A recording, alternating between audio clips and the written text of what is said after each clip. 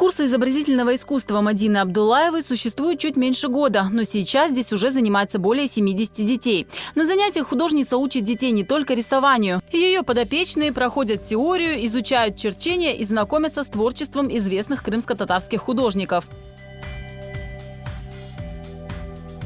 Арт-студию Мадины Абдуллаевой можно назвать особенной хотя бы потому, что посещают ее, в том числе дети с задержками развития, расстройствами аутистического спектра, неврологическими и генетическими заболеваниями.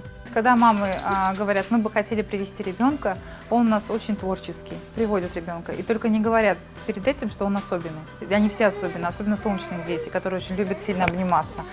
Когда я увидела первого ребенка Майю, девочку, да, солнечного ребенка, и я поняла, что ей в группе работать с детьми так же комфортно, как и, допустим, самостоятельно. Они выбрали самостоятельное время, отдельное время, то мы занимаемся 40-45 минут. Дети все по-разному, они устают.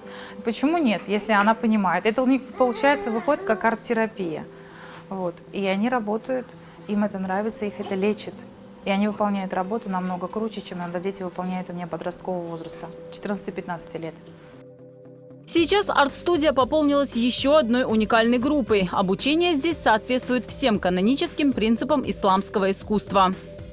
Когда во время занятий ко мне родители либо звонят, либо постучались, можно к вам. И потом смотришь, что мы сегодня изображаем, допустим, животного, да, завтра мы изобразим попугая или же человека, образ человека. Они говорят, бабушка шла нас, нам, значит, не получится, нам не сюда. И ребенок, последний, который ребенок зашел, она говорит, Анака, я что, уйду? Она расплакалась и ушла. Мне это, наверное, было тогда всему свое время. Может быть, это время и пришло методику всю полностью перекроить, и чтобы в отдельное время занимались общедоступным занятием художественно-изобразительного искусства, чтобы ребенок от азов, техник всех, понимал и знал, и этим занимался. Поэтому я решила, чтобы у нас в Марьино, первая вообще в Крыму за все это время будет такая группа для соблюдающих именно по правилам шариата.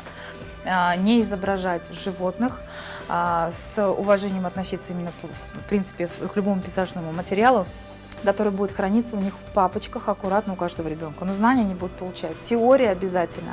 Знать все термины, которые необходимы, допустим, для той или иной перспективы, чтобы ребенок уходил с готовым материалом. В скором времени Мадина Абдуллаева планирует организовать выставку, где можно будет увидеть работы всех ее подопечных.